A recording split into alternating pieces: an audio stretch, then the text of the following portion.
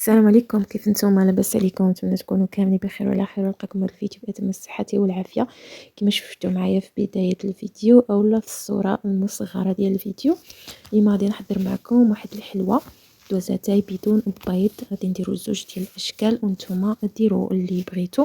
فكنبداو باول حاجه. عندنا هنا السكر، غادي نديروا كميه مضاعفه، يعني غادي ناخذوا زوج كؤوس قياس بكاس العنبه. الوزن 150 غرام للكأس الواحد، يعني في المجموع عندنا 300 غرام من السكر. فضفت عليه معلقه صغيره من قشور الحامض، او تقدروا ديروا حتى قشور البرتقال. كما يمكن لكم ديروا الفانيلا الا كتبغيوهمش ولا ما كانش عندكم توفر، اولا قطرات من الروح ديال ماء الزهر، حتى هو راه كيجي به رائع جدا. فعندنا هنايا زوج كؤوس كذلك من زيت المائده اولا زيت العادي. فغادي نديرو كما قلنا زوج كؤوس. الوزن الكأس الواحد هو 140 غرام. دائما الزيت كتكون اقل من السكر ولو بقليل، لانه الا كان الزيت اكثر من السكر فغادي تجيكم الحلوه ديالكم مزيته. فحذاري من هاد النقطه. الا تقولوا نقصوا الكميه ديال السكر ولا راه هي هذيك، راه ماشي حلوه وماشي مسوسه.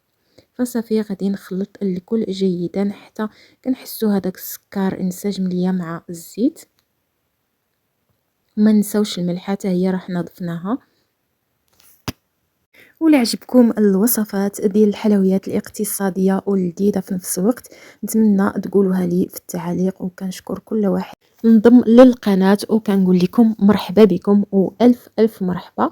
صافي هنا من بعد ما خلط السكر مع الزيت وحسيت بهم هكا ولاو كريميين، يعني واخا ماشي ما داب ليناش هذاك السكر 100%، ولكن ماشي مشكل. من بعد غادي يزيد يذوب، كنضيفوا عليه كاس ديال الحليب وكذلك كاس من الماء. الا ما بغيتوش الحليب ولا ما كاش عندكم متوفر، يمكن لكم تعوضوه بكاس ديال البرتقال، حتى هو كيجي به اكثر من رائع. ولا تبغيو الحامض، حتى هو غادي ديروا عين نص كاس ديال الحامض مع تكملوه بالماء وتزيدوا كاس اخر ديال الماء عادي ديال الصنبور. فكما قلنا عندنا زوج كؤوس، كاس واحد بالحليب والكاس الثاني بالماء. راه واخا تشوفوا الوصفه هكا دايره غادي تقولوا لي كيفاش غادي تجي فيها المذاق. والله العظيم الا رائع رائع بزاف بزاف، صدقوني وجربوا الوصفه، انا متاكده غادي تعجبكم. فكما شفنا حنا ضفنا الكاس الثاني هو غير ماء، وغادي نحرك الكل جيدا حتى نحس هذاك السكر راه داب ليا. وغادي نزيدو نضيفو عليه نص كاس قياس العنبه، يعني 50 غرام من الميزينه اولا نشا الذره. كما يمكن لكم تعوضوها بكريم باتيسري، حتى هي مهم، راه كيعطي واحد الهشاشه رائعه جدا، فكنصحكم انكم تضيفوه. فغادي نزيد نضيف الدقيق، هنا كنستعمل نوعيه خاصه بالحلويات.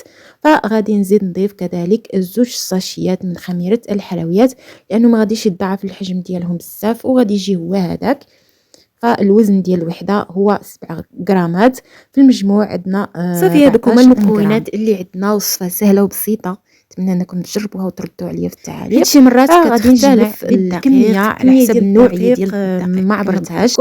فغادي نبقى نضيف الدقيق غير بشويه بشويه على دفعات صغيره، وانا كنخلط باليد ديالي وحتى نحس الخليط اولا ولا لي متماسك. راه صراحه راه هكا راكم تقدروا ديروا بها كيكه وديروها في الفران ديالكم. وهنا غادي نحاول انني نجمعها حتى تولي لي هكا عجينه تكون رطبه ولينه. فانا وضعتها فوق سطح العمل وراه ديجا ممسوح، فباش نقدر نتحكم في القوام ديالها، لانه هذاك الاناء ديال الزاج راه غلبني مع هي جات شويه كبيره. فمن الاحسن توضعوها هكا فوق سطح العمل يكون نقي، ورشوا عليها شويه ديال الدقيق حتى تحسوا الحلوه ديالكم اولا العجينه ديالكم راها متماسكه جات هي هذيك. راكم تشوفوا معايا كتعطي الطوع بكل اريحيه، يعني راها العجينه ناجحه معكم ان شاء الله من اول تجربه، خصوصا للبنيتات هكا المبتدئات والناس اللي بغيو اول مره يتعلموا. فهنا غادي نقسم العجين ديالي على زوج. مهم نتوما غادي تشكلوها كما بغيتو، تقدروا تقسموها على 3 على 4 اللي بغيتو. فبالنسبه للشكل الاول غادي ندير واحد الكويرة هكا، الحجم ديالها نقولوا تقريبا 20 غرام. انا من بعد راني وزنتهم، وغادي نشكلها هكا بشكل طولي على شكل اصابع. فانا غادي نزيد معكم وحده اخرى باش نسهل عليكم تشوفوا معايا مزيان. غادي نشكلها هكا على شكل طولي، وما تنساوش راه غادي تزيد تختمر وتضاعف الحجم ديالها. صافي انا غادي نوضعهم في الصينيه ونكملهم كاملين، نوزنهم كاملين كما قلت لكم 20 غرام، وغادي نشكلهم على شكل اصابع.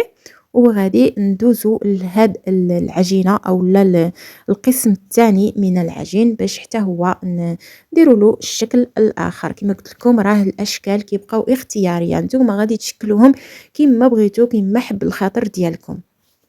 فكما كتشوفوا معايا القطعه الثانيه ديال العجين، فانا درتها ما بين جوج اكياس بلاستيكيه يكونوا نقيين، وراني سرحتها وحسيت العجينه ديالي راها كتلصق واحد شويه، فرشيت عليها شويه فقط ديال الدقيق، واحد الرشه خفيفه، وهكا مسحتها باش ما يبقاش باين. صافي وغادي نبدا في التقطاع ديال هاد الحلوه هذه. فانايا اختاريت هاد القالب هذا، بغيت نديرو على شكل مستطيلات. كيف قلت لكم نتوما كديروا اللي بغيتوا، الاشكال اللي يعجبكم. فصافي غادي نقدر نهز هكا بيدي ولا بالسكين ماشي مشكل، كيجي شكلها هكا بحال لي بسكوي. فلا عجبتكم الوصفه وكذلك الفيديو وكذلك الاهم الا عجبتكم القناه ما تبخلوش عليا بالاعجاب والاشتراك باش دائما توصلوا بجديد الوصفات، وفعلوا زر الجرس باش يوصلكم جديد الاشعارات والتنبيهات. فالحلوه الاولى اللي قلت لكم عليها فهي هنا الكميه كامله عندي في هذا الصني.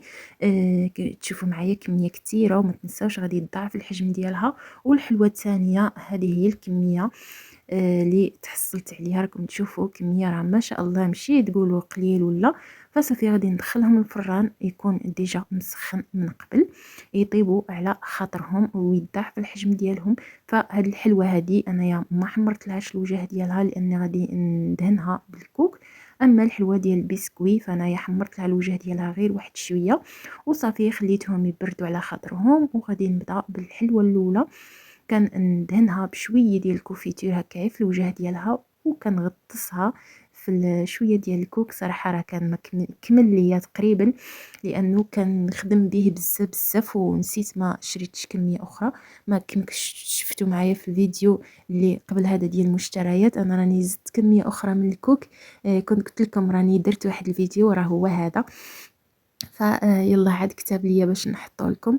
فالبسكوي الثاني حتى هو دهنت له الوجه ديالو بشويه ديال المربى، يعني دهنه هكا خفيفه فقط، يعني بلا بيض بلا حتى شي حاجه.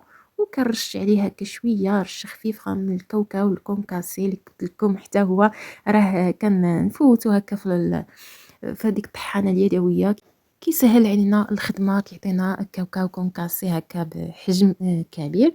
كما يمكن لكم تزينوهم كما بغيتو وتقدروا تخليوهم كاع هكا. فانا كنعطيكم اقتراحات ديال التزيين وانتم غادي ديروا اللي بغيتو كالعاده. فهنا هادو زينتهم بالكوك وصافي. هذا اللي بقى لي صراحه، ما بقى لياش الكوك وما بقى ليش الكاوكاو. كي قلت لكم راني شريت هذاك الشيء في الفيديو ديال مشترياتي، وكان عندي هنا سكر ناعم فزينت به حتى هو، راه كيجي به زوين بزاف. صافي وغادي نشوفهم ان شاء الله. راكم تشوفوا معايا الكميه راها نقصات، هذه اول حاجه. المهم درت لهم الخويطات. قلت لكم راه غادي شريت الشوكولا، كانت ما بقاتش عندي، تشهيت اني نديرهم هكا فوق هاد الحلوه هذه باش ما بقاوش بديك الحلوه الكوك العاديه. فولدي راه يوري لكم الحلوه راه كيحماق عليها، كتشوفوا الكميه راه نقصات لا هذه لا من الاخرى. لاني انايا صايبتها وخليتها في الفران، يعني ما قدنيش الوقت باش ندير لها التصوير ديالها. فانا كنوري لكم راه الكميه راها ناقصه كما شفتوا معايا. راه الحلوه راه كانت عامره في الصينيات كاملين. فمعليش بصحتهم وراحتهم، هادشي لما كنديرو للعائله ديالنا. ف وراه كيدي معاه طبعا الكوتي ديالو المدرسه. انا كما قلت لكم ما كنديرلوش الحلوه نتاع الزنقه ولا ديال الحانوت، مره في الزمان كيكمل لي بحال النوع تاع الحلويات هو اللي كندير ليهم. هذه هي الحلوه ديالنا. هذا هو نهايه الفيديو. كنشكر كل واحد وصل معايا النهايه، وشاهد معايا الفيديو. كنشكركم بزاف بزاف. حلوه كتجي رائعه، كتجي هشيشه رطبه. شوفوا معايا كتقطع غير بصبع واحد، كتجي هشيشه. لا تقولوا راه ما فيهاش البيض صافي راها جات قاصحه، ولا راه كتجي رطيبه وبقات يعني ليله كامله وهي في الفران. يعني ماشي تقولوا راه مبلع عليها، راه رجع ليها ندى، ولا بالعكس. فشكرا بزاف على المتابعه ديالكم، وخليتكم في امان الله. وما تنساوش تبارطاجيو الوصفه مع الاهل والاصدقاء والاحباب لتعم الفائده. دمتم في رعايه الله وحفظه. الى فيديوهات مقبله ان شاء الله، وبسلام عليكم.